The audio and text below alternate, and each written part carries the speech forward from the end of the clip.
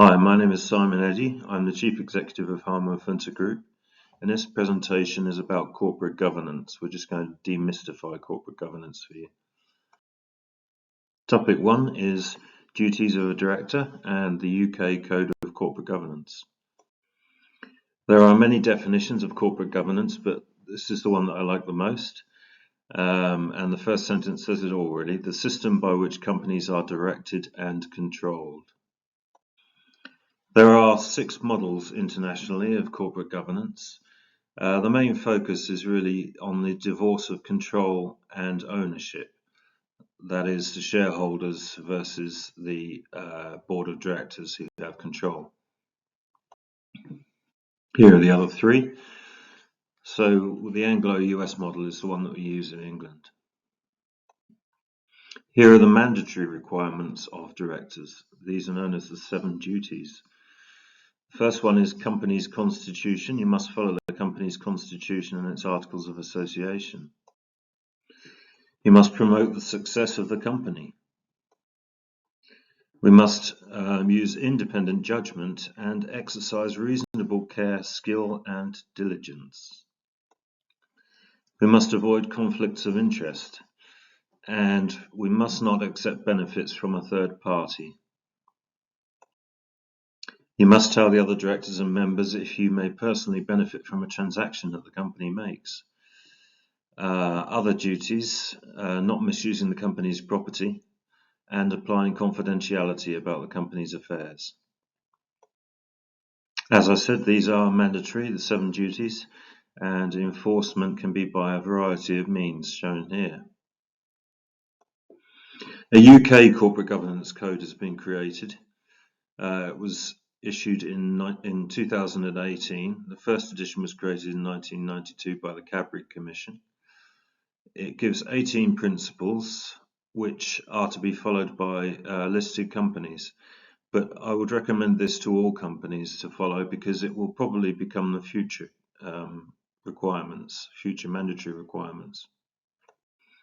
So the categories that this code outlines are board leadership and purpose,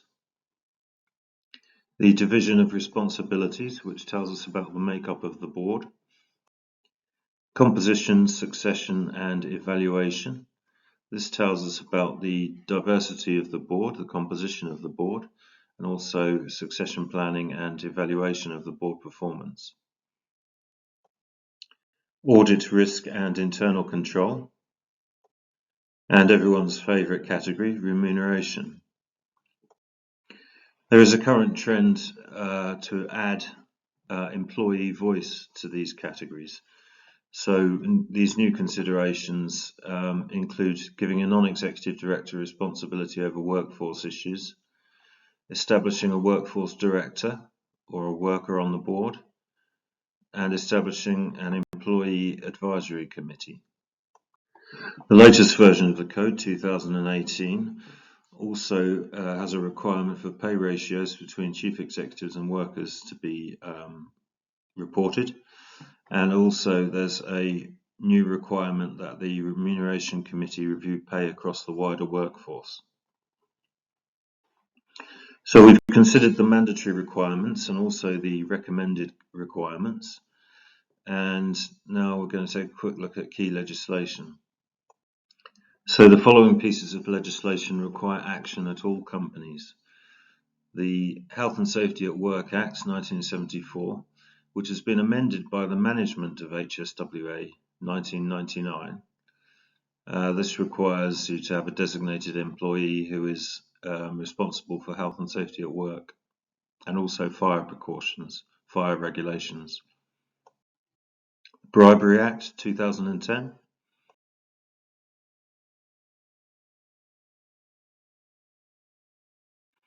The Modern Slavery Act 2015.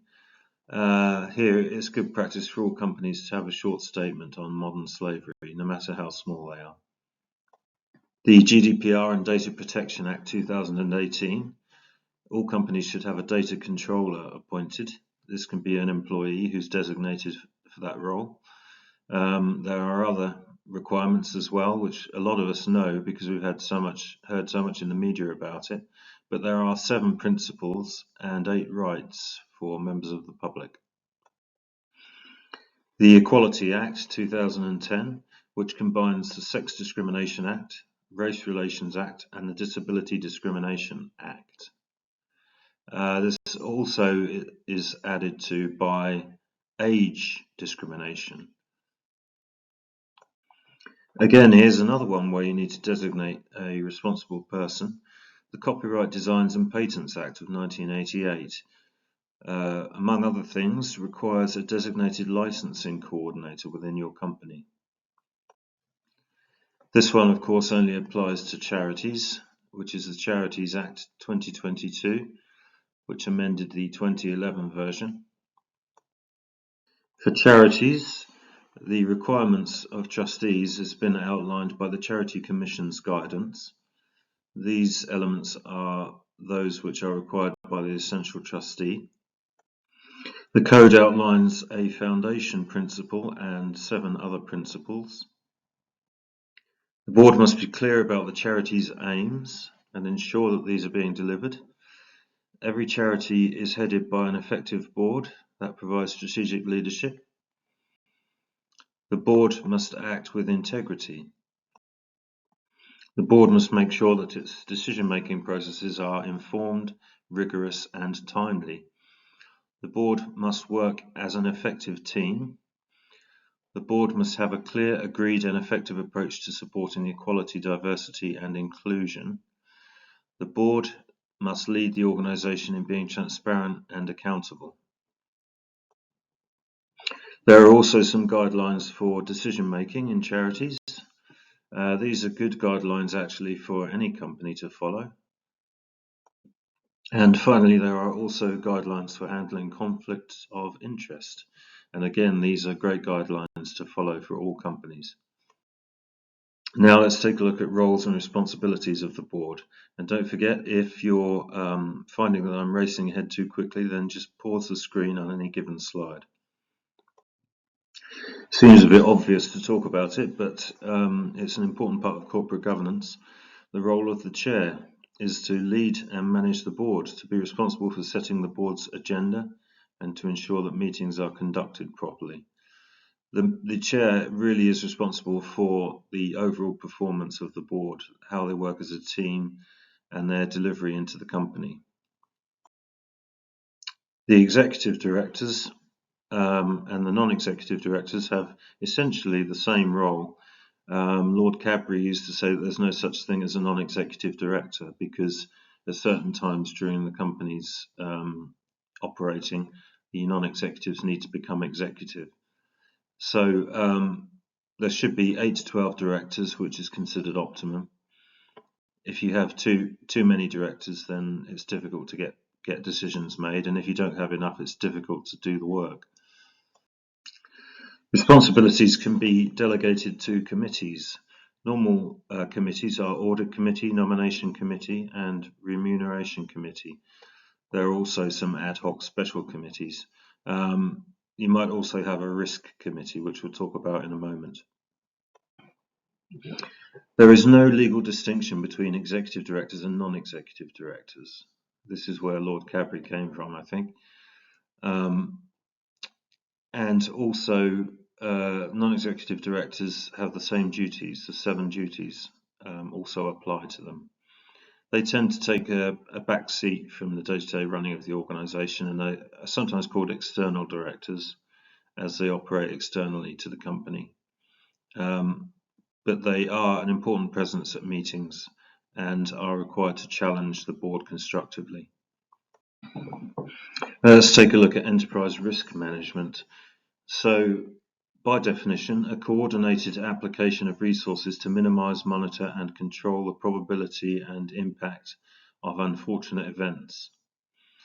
So this is from the ISO standard 31000, which was in 2018. So the idea is to manage the risks, defending business continuity and minimizing the impact on the overall performance.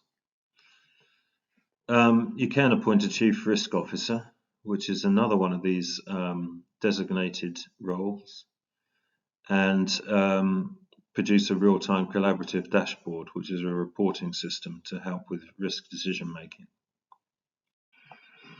The best known ERM framework is the COSO 2017 framework, which has 8 components, as you can see there.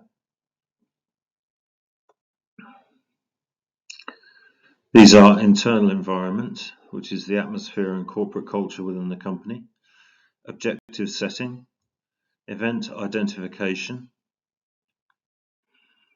risk assessment, risk response, control activities, information and communication, and lastly, monitoring. As with the definitions of corporate governance, there are many different ideas about what are risk types for an organization, but here's one set of risk types: compliance risk, legal risk, strategic risk, operational risk, security risk, and financial risk. So I would argue that even the smallest of companies should have an ERM risk register. This is something which can be done on a spreadsheet. It's very simple, straightforward to do. And what we do is we assess each risk and the effect of each risk based on the likelihood of it occurring and the impact if it did occur. We put in place a control action and give that an owner. And then we put in a target risk matrix. So a target impact and target likelihood. Ideally, we want to reduce both. And finally, a quarterly update. This will cover all the requirements of any framework. So we've probably all talked about business ethics at some point or another, but business ethics is a very large area of study, which is entirely separate to corporate governance. It controls the way in which individuals act within a culture and the way the culture acts en masse. It's a set of principles or values. When we talk about business ethics, we talk about agency, and agency is basically the free will of an individual to make their own choices. So the key point about this is that this is the fundamental reason that we must exert some level of control over employees and what they do in an organization. Otherwise, we would have a random organization doing all sorts of strange things. So by now we all know what corporate social responsibility is. We've all heard a lot about it. We know what the big companies do and what they don't do and what they do well. And the main thing to think about here is reaching a pinnacle of corporate social responsibility, which is the philanthropic responsibilities to be a good corporate citizen. Finally, now we're at world level. So the OECD have published a worldwide code for corporate governance, and this is the one that we follow internationally.